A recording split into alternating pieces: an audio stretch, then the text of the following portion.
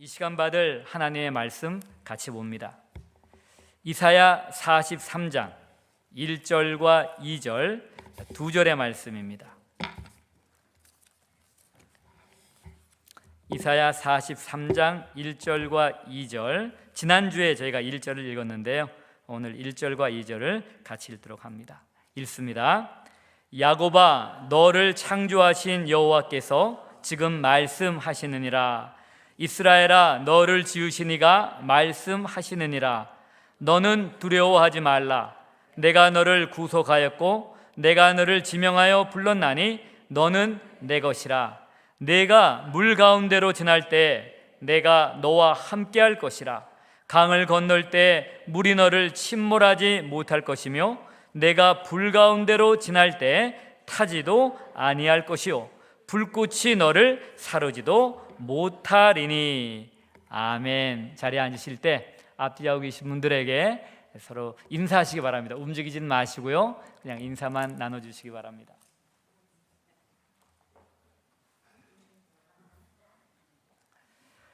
오늘은 아버지 날입니다. 그래서 어떤 아버지 이야기로 말씀을 시작하려고 합니다. 그의 아들은 아주 유명한 육상 선수였습니다. 장래가 촉망되는 육상 선수였어요. 여러 가지 기록들을 갈아치우고 아주 정말 세계 제1, 아니 그 종목에서는 올림픽 금메달 따는 선수가 될 것이다, 기대를 모았던 선수입니다. 그런데 그만 육상 경기에 출전했다가 아킬레스건이 파열되는 심각한 부상을 입게 됩니다. 한 육상 선수가 아킬레스건이 파괴됐으니 어떻게 해요? 일반인들도 그렇게 되면은 생활하기가 굉장히 불편한데,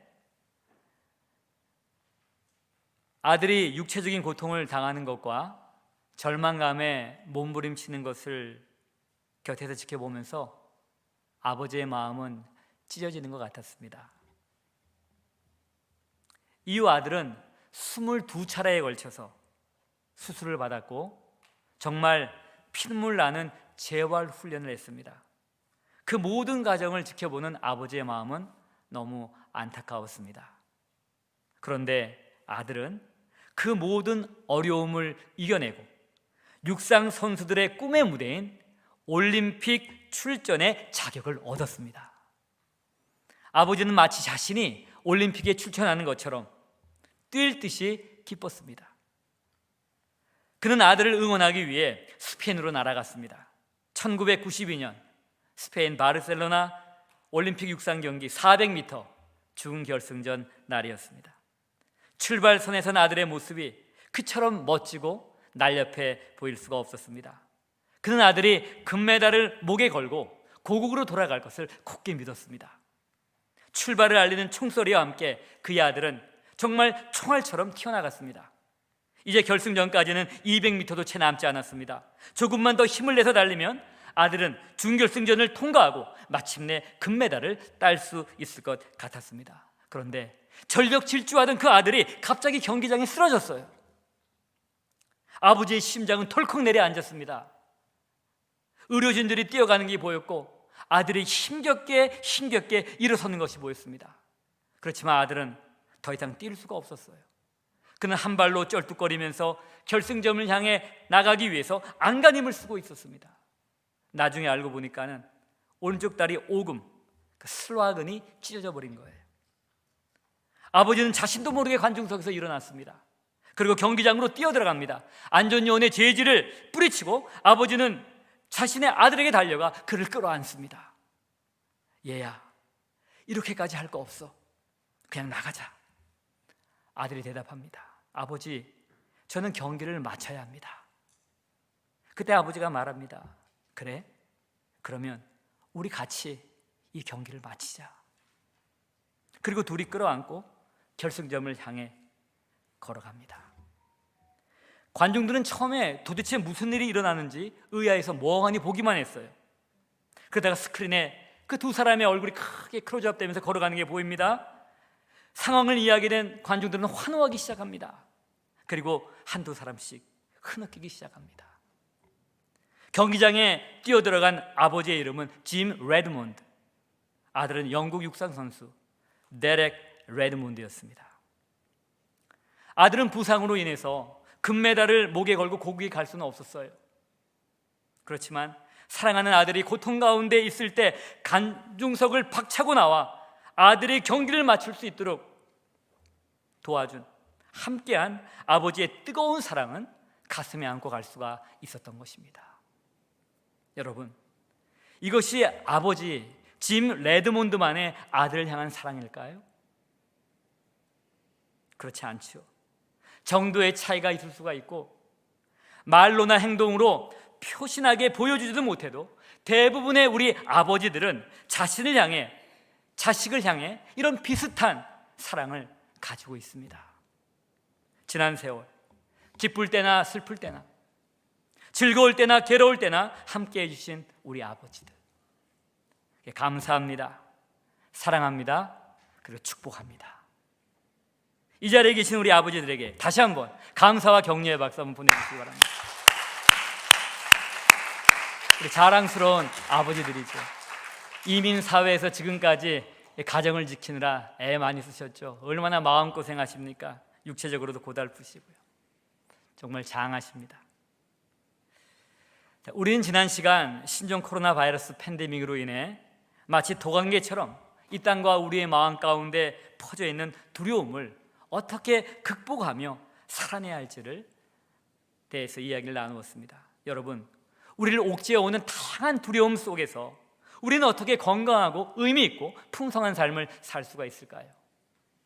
팬데믹 속에서 살아가기 그 6번째 시간입니다. 지난 시간 우리는 이사야 43장 1절 말씀을 통해서 두려움을 극복하기 위해서는 무엇보다 먼저 우리가 하나님의 소유임을 믿어야 한다고 했습니다.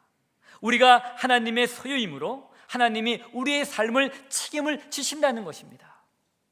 책임을 진다는 것은 하나님이 우리를 보호하시고 공급하시고 인도하신다는 것입니다.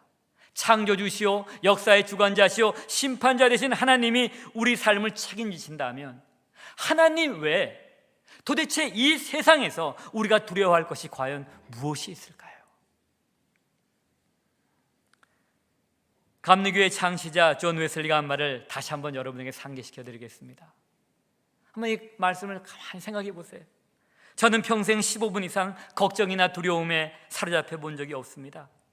두려움이 엄습할 때면 을의 두 눈을 감고 여전히 보좌에서 만물을 다스리시는 하나님께 감사합니다. 그러면 그분이 저의 모든 일을 다스린다는 사실에서 오는 안도감이 저를 휘감습니다. 아무리 무질서하게 보여도, 아무리 사방이 막혀 있는 것처럼 보여도 여전히 하나님이 나를 자신의 소유로 삼으시고 그분이 보호하시고 그분이 공급하시고 그분이 인도하신다는 것입니다.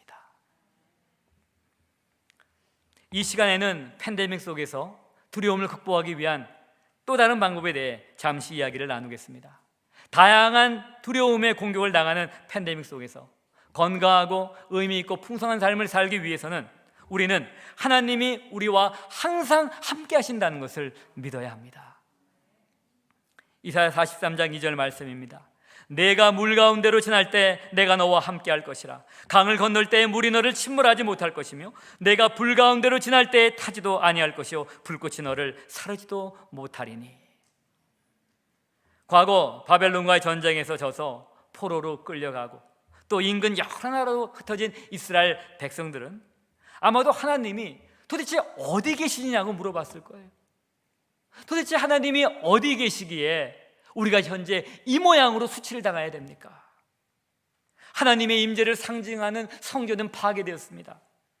하나님이 함께 하신다는 예루살렘 성은 무너져 버렸어요.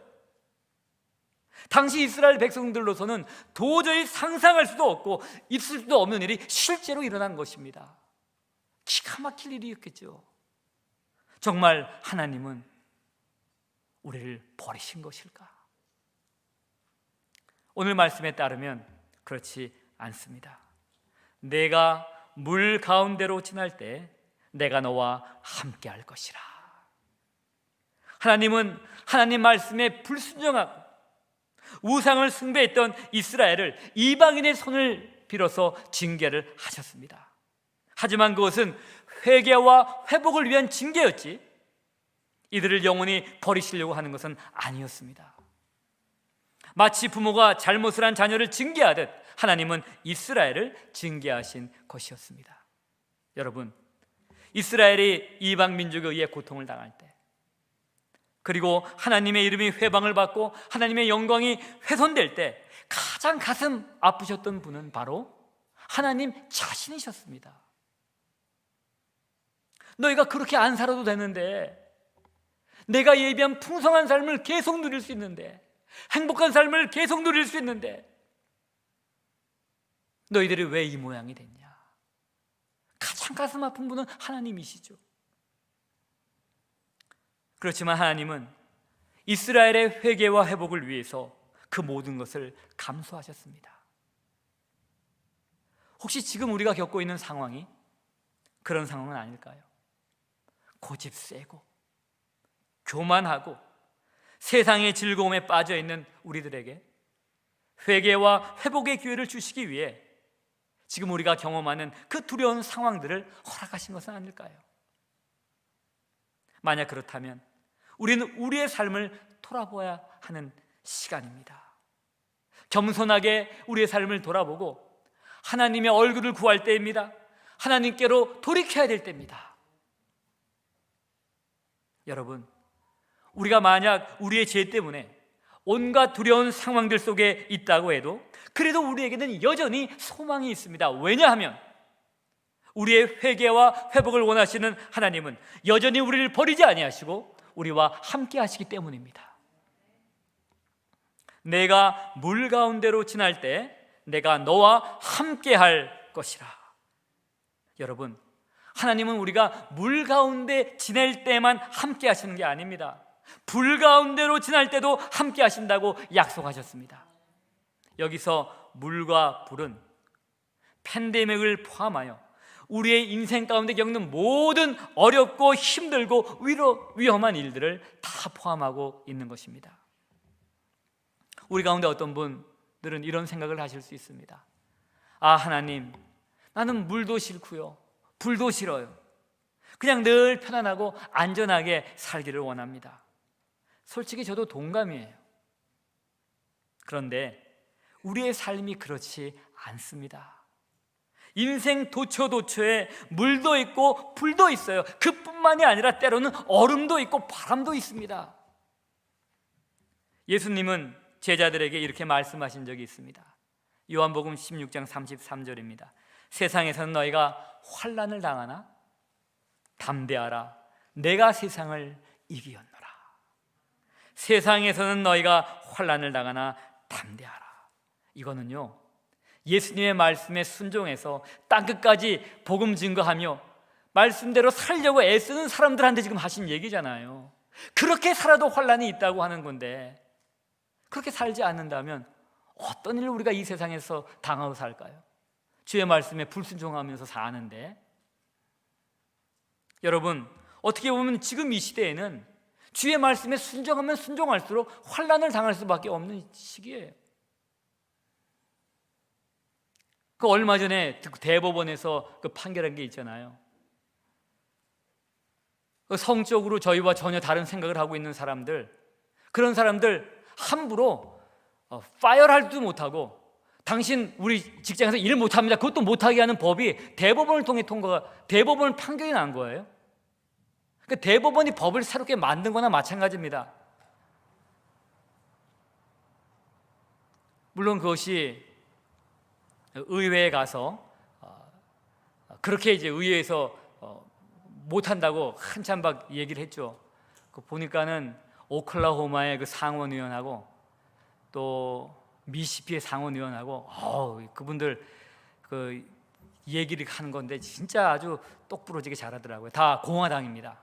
이건 말도 안 되는 이건 법을 만든 거지, 이건 대법원이 할 일이 아니다 하고 아주 그냥 못을 박더라고요. 그 가운데 한 분은요, 오클라호마의 세네이터인데 하도 말을 잘하길래 제가 찾아봤어요. 이렇게 한편으로는 기사를 방송을 듣고 한편으로는 기사를 쭉 찾아봤는데, 이분이 저하고 같은 해 이 사우스 웨스트에서 공부한 사람이에요. 어쩐지 얼굴이 익는 것 같아. 그 이상하다. 어디서 왜 이렇게 얼굴이 익지? 근데 사우스웨스트는 같이 공부한 사람이에요. 그래서 MDB를 하고 오클라호마 가서 주총회에서 일도 하고 유스 미니스트리 같은 것도 하고 한 20년 이상을 미니스트리 한 사람이에요. 그런데 어느 순간에 하원의원이 됐고 그리고 상원의원이 됐는데 속 시원하게 얘기를 하더라고요. 여러분, 우리가 이런 세상에서는요 정말 말씀대로 살려면 고통스럽습니다. 어떤 사람이 이제 우리가 교회 광고 내면요 이상한 성적 취향을 가진 사람이 교회 어플리케이션을 내는 거예요. 우리가 만약에 그걸 거절하잖아요. 만약 이 법이 이게 그대로 이제 유지가 된다라고 한다 그러면은 어떻게 되냐면 나중에는 우리가 수를 당해. 그냥 자기 생각에 내가 성적 취향 때문에 취직을 못했다, 아니면 성적 취향 때문에 잘렸다라고만 생각해도 수를 할 수 있는 길이 열려져 버리는 거예요. 그런 길이 열리면 안 된다. 지금 이제 상원들이 그 얘기를 하는 거였죠. 여러분, 우리는 이 세상에 살면서 때로는 우리의 잘못으로 또는 다른 사람의 잘못으로 이유도 모르면서 물과 불을 지날 수가 있어요. 하지만 우리는 어떤 상황에서도 두려워할 필요가 없습니다. 왜냐하면 하나님이 우리와 항상 함께 하신다고 약속하셨기 때문입니다. 우리는 하나님의 말씀을 믿는 거잖아요.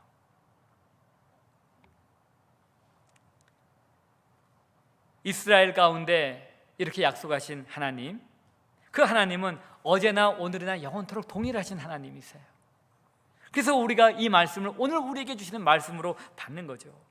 하나님은, 하나님의 자녀는 우리와 항상 함께 하십니다. 부활하신 예수님이 제자들에게 이런 약속의 말씀을 하셨잖아요.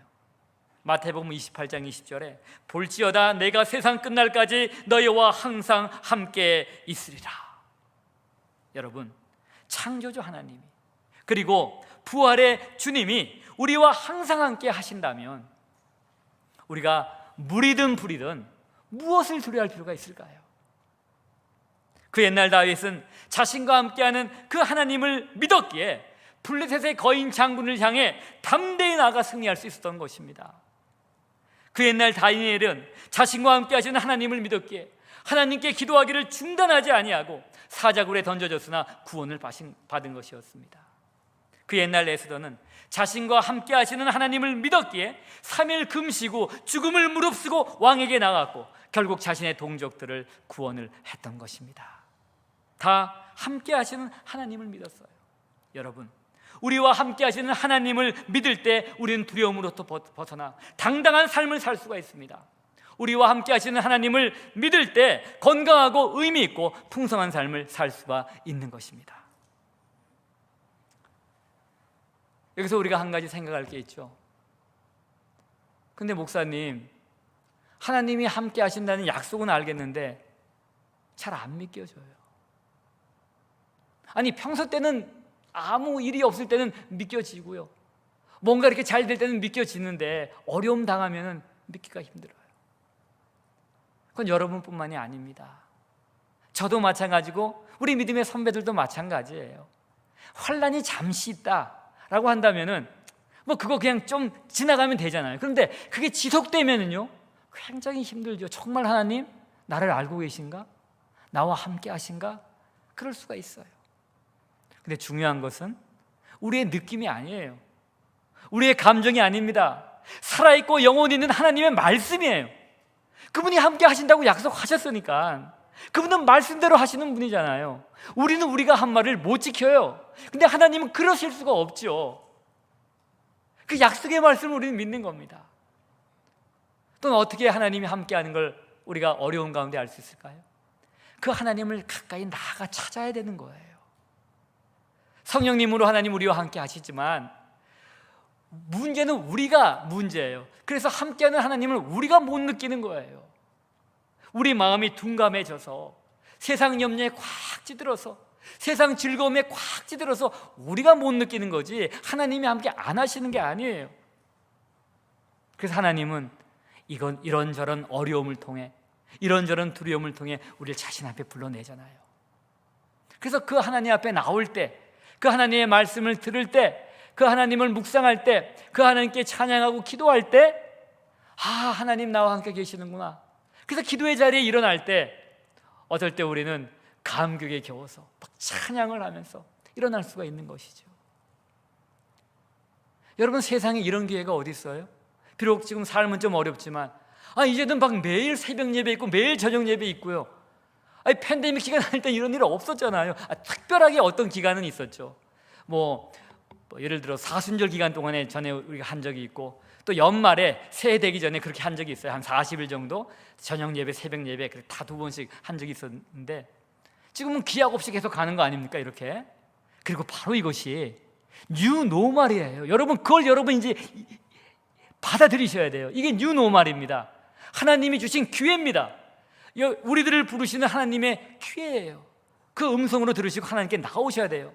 지금은 두 가지로 교회가 극단적으로 갈립니다. 교회 안에 영적으로 완전히 망가지는 사람들이 있어요.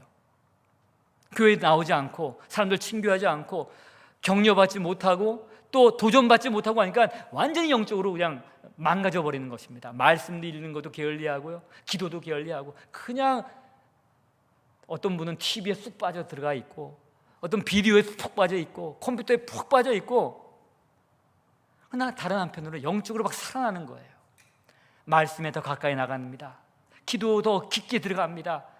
이젠 막 갈려버리는 겁니다.